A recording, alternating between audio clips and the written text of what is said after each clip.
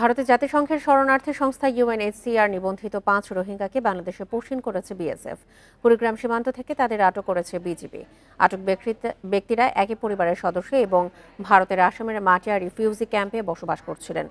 গত 7 মে ভোরে কুড়িগ্রামের চরভুরুঙ্গামারী ইউনিয়নের 22 বিজিবি ব্যাটালিয়নের টহল দল তাদের আটক করে। স্থানীয়দের কাছ থেকে সন্দেহজনক গতিবিধির খবর পেয়ে অভিযান চালিয়ে তাদের আটক করা হয়। তাদের কাছ থেকে দিল্লির ইউএনএইচসিআর থেকে ইস্যু করা 5টি রেজিস্ট্রেশন কার্ড উদ্ধার করা হয়েছে। আটক ব্যক্তিদের নিরাপত্তা নিশ্চিত করে বিস্তারিত জিজ্ঞাসাবাদের জন্য কুড়িগ্রাম ব্যাটালিয়ন সদরের হস্তান্তর করা হয়েছে।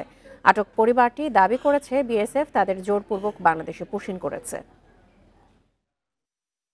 প্রাথমিক জিজ্ঞাসাবাদে জানা যায় তারা গত 2 বছর আগে মায়ানমার সেনাবাহিনীর অত্যাচারে ভারতে প্রবেশ করে।